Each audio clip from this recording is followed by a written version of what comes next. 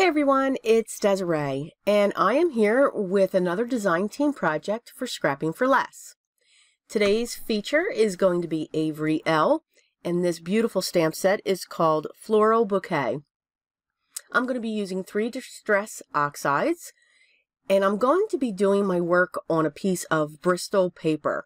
Now, this is measuring 6 by 4.5 because I just take a sheet and I cut it in quarters. So I'm taking the large floral stamp and I'm using my Versamark ink, and I'm going to stamp that down in each of the corners, the bottom left and the top right. I'm actually trying some Nouveau black embossing powder, their fine detail, really for the first time, and I have to say I kind of like it. After that was heat set with my heat gun, I'm going to put the sentiment right in the center. And the sentiment I chose is "Have a Wonderful Day." And again, I'm going to use my Nouveau black embossing powder, and I'm going to heat set that once again. I chose a Bristol paper. You could also do this on watercolor paper. But I chose Bristol. With the technique that I'm coming up with, I find that it holds water, and there's going to be a lot of it. So I grabbed my finger daubers, and I'm just literally sponging these colors on in dots. I'm using aged mahogany, warm lipstick, and tattered rose. And now I'm just going in with some of the warm lipstick in some areas. And if you notice, I put the aged mahogany in the centers of the flowers. So this is looking absolutely ridiculous. Looks like it's got the measles going on here, but trust me, this actually comes out pretty cool. I have to say, I think this is one of my all-time favorite cards. So it's kind of funny the way that it's just coming together here. So now I'm coming in with the tattered rose, and I'm just putting that around the bouquet and up around the 2 corners. But you can see I'm leaving some white areas. I'm going to come in with my distress sprayer and just go to town. I am just spraying this. I am soaking this card with the water. I'm going to tilt it. I'm going to turn it just to get those colors moving. Now, what's cool about this is since I embossed, I have those raised edges. So the dark color really doesn't come out too much. It kind of stays within the petals.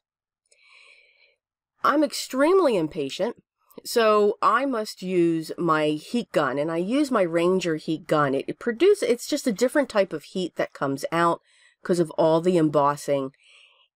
And I just dried it with that. And I just think it's really different looking. You have the chalk effect from the distress oxides. They blended. You've got the puddles and everything else. So very simple. You can see that this card took no time at all practically to make. I did not want to die cut the panel. I was going to. I chose against that. So I grabbed a piece of black cardstock out of my stash, and I cut that down, and this measures approximately 6 1/4 by 4.5. I'm going to use some double-sided foam tape, and I'm going to prop this panel right up onto the black cardstock. What I also have are some Strathmore watercolor card bases. This is actually a 5 by 7 card base. I like the texture of it, even though I didn't watercolor on it, but it's a very strong card base. And again, it's just got a lot of texture to it. So I'm going to adhere this panel right on top of that. I just did not have the heart to cut into it. And I used my Nouveau liquid adhesive to adhere that panel down onto this base. I'm then going to I first grabbed the Morning Dew Nouveau drops. And I was going to use these because I knew that they would react with the ink I changed my mind. You guys know I always change my mind. If you notice, I had a green card base in the beginning. Yep, didn't use that. So I pulled out my black ones, my black Nouveau drops, and I'm going to fill in these little tiny sprigs that are coming out from the Floral Bouquet, and I'm going to fill them in with my black drops. And then once I have those done, I'm also going to accent around the sentiment as well, just to put a few in the background to carry that through the card. But I wanted to use the black. I changed to that because I did have a black matte going on this panel. So you can see I'm just putting a couple more in place just to give it that accent. And that's pretty much our card. I lightly tap it just to even out the drops. And here are some close-ups of the project that we created today. I hope you enjoyed this card. If you did, hit that thumbs up. If you haven't subscribed yet, please make sure you hit that button below so that you can stay up to date with all the future videos that come out. If you have any questions or comments, I really do encourage you to leave those down below as well. I will get back to you as soon as I can. The stamp set that I used for this video will also be linked down in the description. I hope you give this technique a try, and just remember you can also try this out with your distress inks or any ink that is water reactive.